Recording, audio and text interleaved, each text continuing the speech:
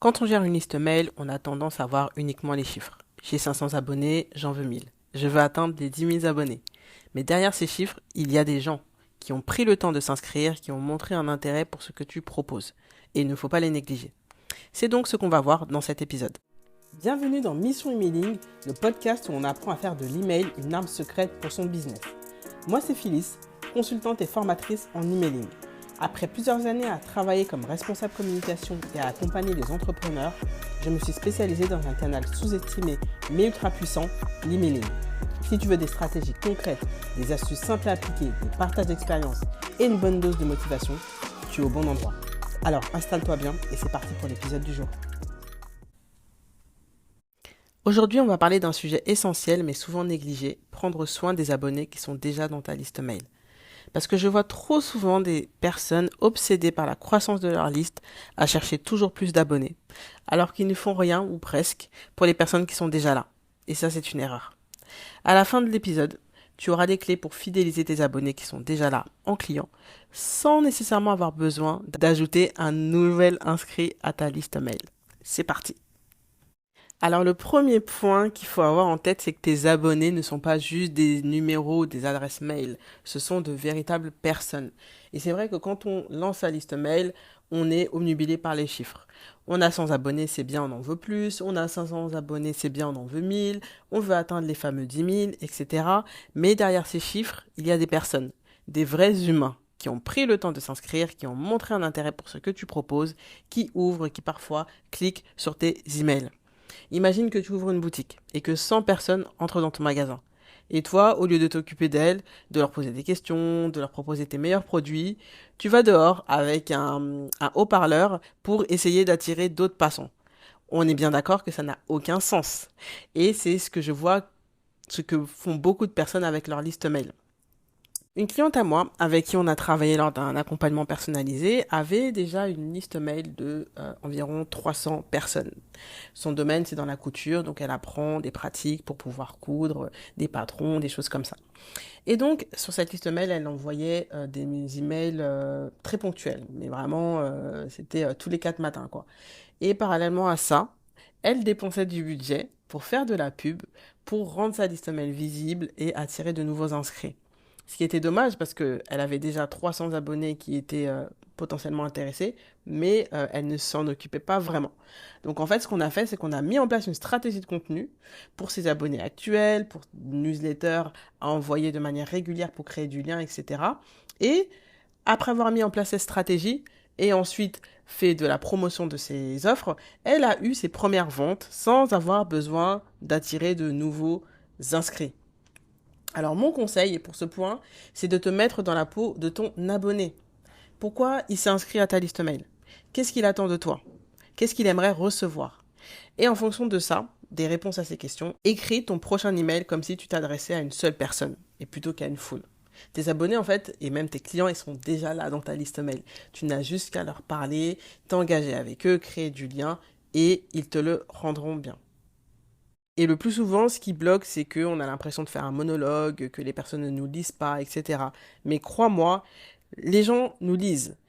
Ils ne réagissent pas forcément, mais ils nous lisent. J'ai moi-même eu l'expérience plusieurs fois, selon les sujets d'emails que j'envoie, j'ai parfois des réponses, ou bah, pas plus tard que la semaine dernière, j'avais reçu un message d'une personne qui est abonnée à ma liste mail et qui me suit sur les réseaux sociaux, donc elle m'a envoyé un message privé en me disant je prends le temps de t'écrire, j'aime trop tes newsletters, c'est super instructif, c'est vrai que je ne te le dis pas assez, mais sache que ça m'aide beaucoup. Ça m'a fait plaisir, je me suis dit ok c'est bon, je ne fais pas de monologue, mais il faut savoir que ce sont souvent des personnes très silencieuses mais qui consomment tes newsletters. Donc rassure-toi sur ce point et surtout en regardant tes statistiques, tu pourras voir quels sont les sujets qui intéressent et qui intéressent moins. Deuxième point, avoir des abonnés, c'est bien, mais si tu ne leur envoies rien ou que tu proposes du contenu uniquement promotionnel, eh ben, ils vont s'éteindre, un peu comme une plante qu'on oublie d'arroser. Ça, c'est vraiment ce qu'il faut éviter quand on a une liste mail. C'est d'ailleurs une des erreurs que j'ai faites quand j'avais démarré. J'avais une liste mail avec pas mal d'abonnés et en fait, je me concentrais plutôt sur les réseaux sociaux et je leur envoyais des emails uniquement quand j'avais quelque chose à dire ou quand j'avais une nouvelle offre. Mais sinon, c'était calme plat, rien du tout. Et ça, qu'est-ce que j'ai eu comme retour? Des désabonnements ou alors de l'indifférence totale. Donc, c'est quelque chose à éviter. Et c'est aussi ce que faisait une entrepreneur que j'ai accompagnée. Elle me disait qu'elle ne comprenait pas, que ses abonnés n'ouvraient pas ses emails, etc. Donc, en regardant un peu sa stratégie et ses emails, je me suis rendu compte que voilà, elle envoyait que des emails promotionnels comme ce que je faisais à l'époque.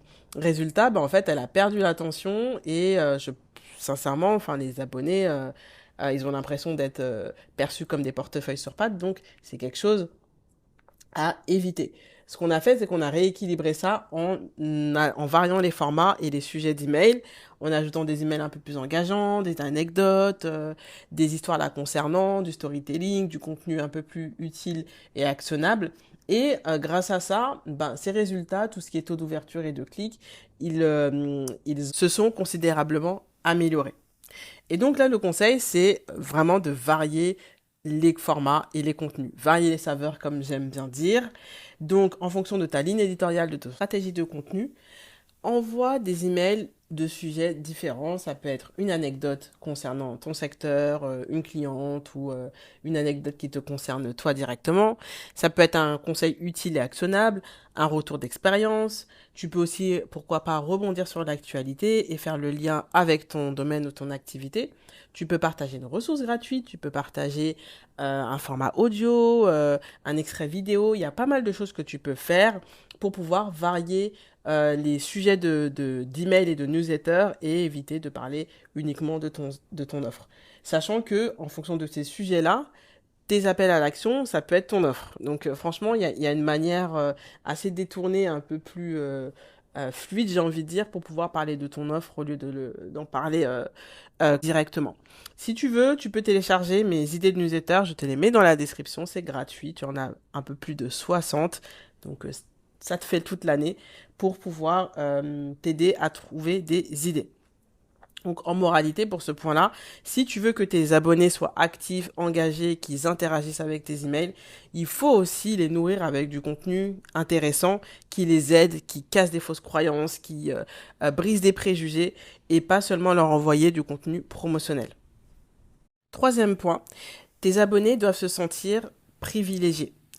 Si quelqu'un s'inscrit à ta liste mail, c'est qu'il attend quelque chose de plus que tes contenus sur les réseaux sociaux, ton blog ou autre. L'idée, c'est de le faire rentrer dans un cercle un peu VIP et qu'il sache que dans ta liste mail, il va recevoir des informations exclusives en avant-première, un accès privilégié à tes offres ou un événement, etc. C'est comme les clubs privés que font les boutiques en ligne. Je sais pas si tu vois. Je sais même pas si ça se fait encore, mais soit tu as une carte ou soit tu es inscrit sur une liste mail et il y a des ventes privées. Et tu vas en boutique et c'est uniquement les membres de cette liste mail inscrits sur ce club VIP qui ont accès à des produits en avant-première. Je sais que la marque Sandro le fait ou le faisait, en tout cas à l'époque, il le faisait. Et j'étais inscrit à leur liste VIP et je recevais régulièrement des emails pour des ventes privées en boutique. Et je me souviens, c'est là-bas que j'ai acheté mon premier sac et je l'ai encore jusqu'à ce jour parce que c'était vraiment de la qualité. Et vraiment, je me suis sentie privilégiée, j'avais eu un tarif préférentiel, enfin voilà. Et c'est un peu ce genre de choses que je t'invite à faire avec ta liste mail, de vraiment créer cette espèce de club privé. Euh, et rien que ça, tes abonnés, ils vont te le rendre, ils sont beaucoup plus engagés parce qu'ils vont dire, ok, on fait partie d'un cercle, d'une team, etc. Un peu comme les canals sur Instagram, mais par liste mail, je trouve que c'est beaucoup plus puissant. Parce que si n'importe qui peut entrer et que tout le monde a les mêmes informations dans le club privé et à l'extérieur, où est l'intérêt? Si tes abonnés ont l'impression qu'ils ne reçoivent rien de spécial, ils vont vite se désintéresser. Donc, je t'invite vraiment à renforcer cette espèce de cocon, de club privé avec tes abonnés, avec des informations vraiment inédites, même originales, que tu ne communiquerais pas sur tes autres canaux de communication. Et crois-moi, rien qu'en faisant ça, tes abonnés vont te le rendre en étant plus engagés, en interagissant, en cliquant sur tes liens, etc. Moi, par exemple, j'aime beaucoup, c'est vraiment un point d'honneur que je fais, que j'essaye de tenir sur ma liste mail. J'aime récompenser les personnes qui me suivent fidèlement sur ma liste. Ça peut être en partageant des coulisses en exclusivité, je le fais souvent en début de mois et parfois en fin de mois, en offrant des contenus inédits, en leur donnant des promotions que personne d'autre a, en leur donnant accès à des choses en avant-première. Je partage aussi parfois du contenu beaucoup plus privilégié pour les abonnés qui sont engagés avec moi. Plusieurs fois dans l'année, j'adresse à ces abonnés engagés des informations spécifiques et avec des promotions. J'ai même lancé une newsletter dédiée à mes clients avec vraiment du contenu qui leur concerne qu'à eux, avec bien évidemment des surprises et des petites offres rien que pour eux. Et résultat, ben, ils restent engagés et surtout, ben, ils achètent et ils sont fidélisés.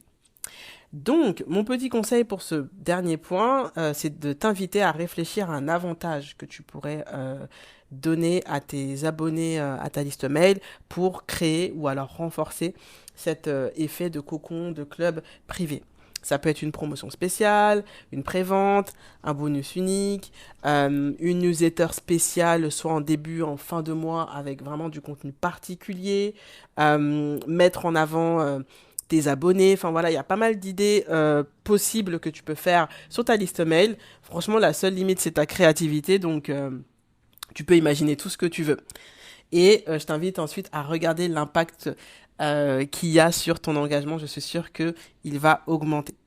L'idée, en fait, c'est de donner une bonne raison à tes abonnés de rester inscrits à ta liste mail, de les faire sentir qu'ils sont spéciaux et ils te rendront en engagement et en fidélité. Donc, si tu dois retenir 3 choses de cet épisode, ce sont les suivantes. La première, tes abonnés actuels sont une mine d'or. Ne les traite pas comme de simples numéros. Considère-les. Ils sont là, ils t'attendent, ils veulent te lire. Donc, communique avec eux et crée du lien avec eux, même si c'est 10, 15, 20 personnes. Ce sont déjà des personnes, en fait. Donc, communique avec eux, s'il te plaît. Deuxième point, un abonné qu'on ne nourrit pas, c'est un abonné qui t'oublie. Donc, envoie des emails engageants de manière régulière avec, bien évidemment, une fréquence qui te convient, puisque l'idée, c'est de ne pas te cramer et n'envoie pas que des emails promotionnels. Et la dernière chose, c'est de créer un lien privilégié, de les faire se sentir privilégiés dans un cocon privé, un club privé, en leur partageant des informations exclusives, en avant-première, des petits bonus, en tout cas des choses qu'ils ne trouveront pas ailleurs. Et c'est la fin de cet épisode. Merci d'avoir écouté. Si ça t'a plu, laisse 5 étoiles pour m'encourager et rendre plus visible le podcast. N'hésite pas à le partager autour de toi. Et si tu veux aller plus loin dans les 3 points que je t'ai énoncés, je t'invite à aller en description récupérer les ressources gratuites que je t'ai mentionnées. Et d'ici là, on se retrouve très vite pour un prochain épisode.